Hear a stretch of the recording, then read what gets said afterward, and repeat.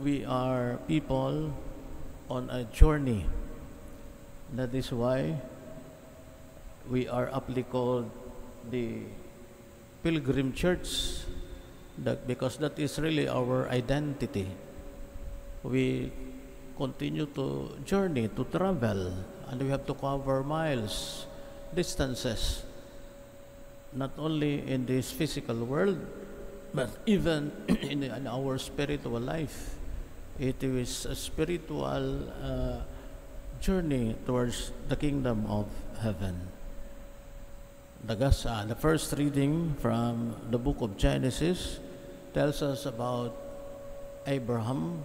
The beginning, it was called Abram, and eventually during this journey he will be called Abraham. That means he will become the father of faith, and he is called by God to make that journey. And so he did it.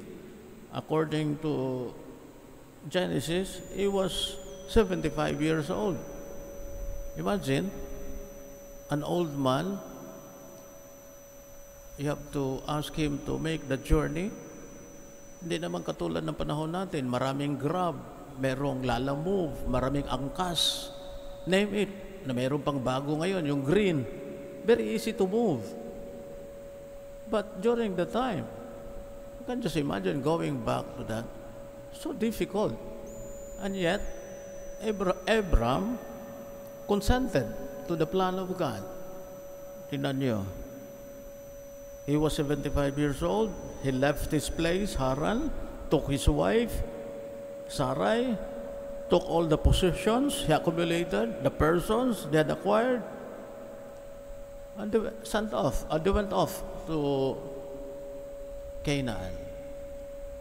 So, geographically, it was difficult, but he consented. Why?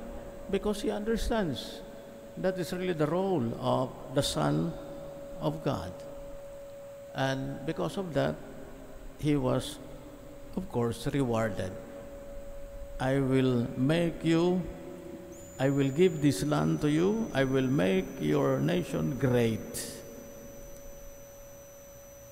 So, it is very clear from the Old Testament, we are reminded that we are a people on a journey. The gospel today reminds us that because we are on a journey, we do not have time, we do not have enough time to concentrate on the wrongs of our brother or our sister. So we do not have time to judge the actions and the actuations of our fellow traveler. So we have to concentrate on our travel because it is a difficult journey, just like what has happened to Abraham. And we know that this journey, we have to focus because we know that we are directed towards our goal, and that is the kingdom of heaven. When we start looking at our fellow traveler, the tendency, according to the gospel today, Jesus says, you will become a hypocrite. Ipokrito. Kaya, basahin nyo yung mga Facebook, basahin nyo yung mga post, puro pagbubuhat ng upuan. Yung mga sarili lamang. Ito kinakain namin. Sabihin sa mga anak, huwag mo natin kumain.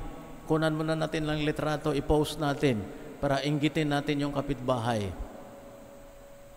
O mga anak, lilipad tayo. Kunan natin ng litrato yung ating ticket. Pupunta tayo saan ba kayo pupunta? Sa buwan o sa Mars?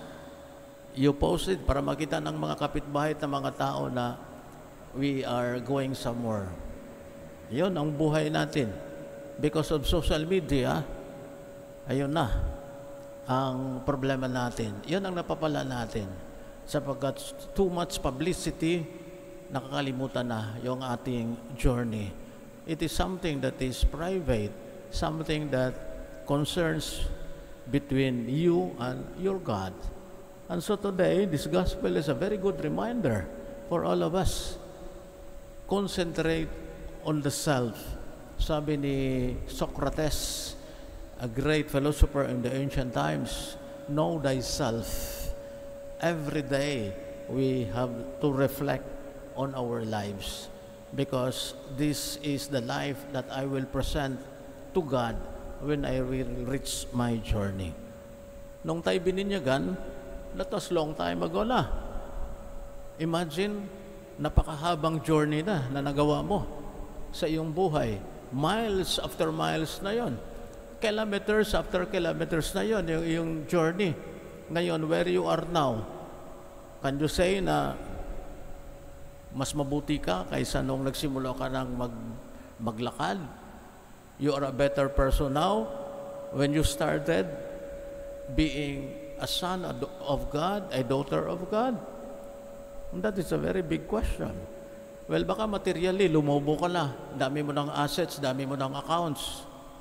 Maganda rin yun. Kaya, pag sinasabi ko sa funeral mass, laging sinasabi, ang dami niya niyang naipon. Pero ngayon, nag-isa na lang yan sa kabaong. Napakaliit na kabaong. Wala na siyang magawa. Dadalhin na siya. Kahit gusto pa niya't hindi, wala nang magawa.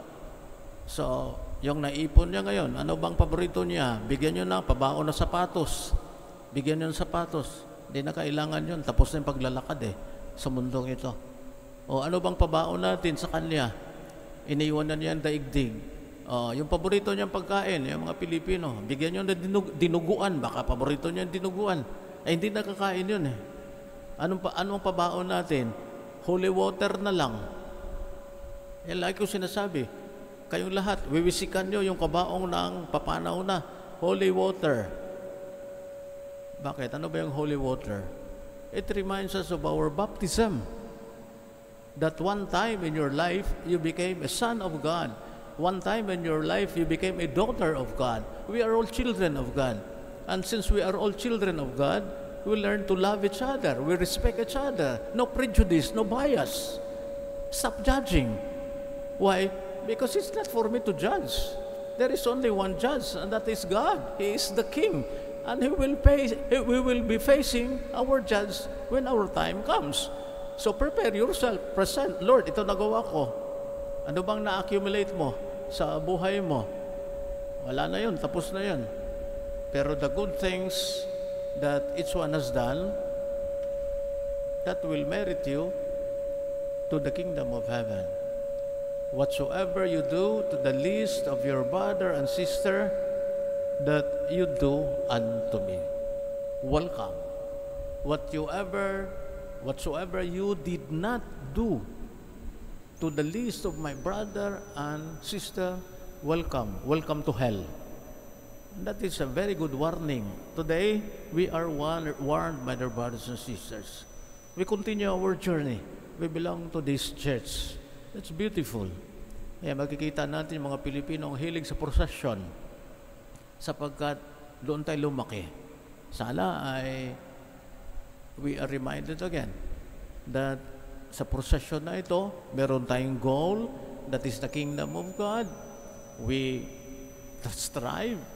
We put our lives in order so that we become, hindi tayo pabigat sa lakarang ito, sa prosesyong ito. Wala tayong ibang agenda. Ang agenda natin ay ang agenda ng Diyos, yung plano ng Diyos. Kaya Jesus Mother Mary is our model in this journey.